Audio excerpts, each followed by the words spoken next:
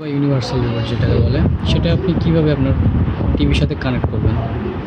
তো কানেক্ট করতে গেলে প্রথমে আপনার এই ম্যানুয়ালটা ফলো করতে হবে। এটা আপনার ব্যবহারিক নির্দেশনা। আচ্ছা, এখান থেকে আপনি ব্র্যান্ডের নামটি পেয়ে যাবেন এবং মডেলের নামটি পেয়ে যাবেন এবং ডান পাশে দেখবেন এখানে আপনার পেয়ারিং কোড আছে। পেয়ারিং কোডটার সাহায্যে আপনি আপনার টিভির সাথে রিমোটটি কানেক্ট করতে পারবেন।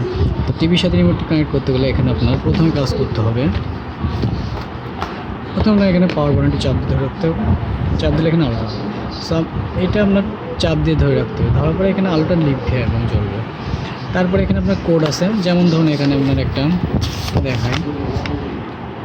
এখানে আমি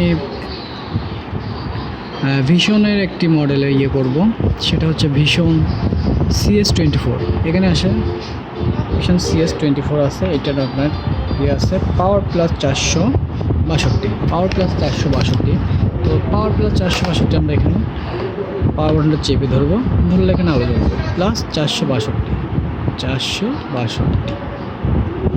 এই আলোটা জ্বলতেছে, এটা আপনার নিভে যাবে। তখন আপনি মনে করেন আপনার টিভির সাথে এটা কানেক্ট হয়ে গেছে।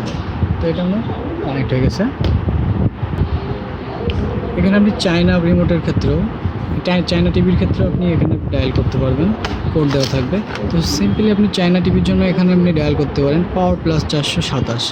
এইটা দিলে আপনার চায়না টিভিগুলো হবে, কানেক্ট হবে। আর যদি কানেক্ট কোনো টিভি না হয় তাহলে বুঝে নেবেন যে আপনার ওই টিভির সাথে কোনো মাস্টার রিমোট কানেক্ট হবে না।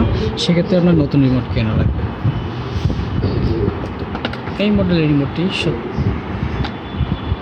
এই রিমোটটি আপনি বাজারে যে কোনো দোকান থেকে পেয়ে যাবেন, ইলেকট্রিকের দোকানে, বা আপনি ভীষণ শোরুমে আসতে পারেন, ভীষণ শোরুম থেকে এটি ক্রয় করতে পারেন। ধন্যবাদ।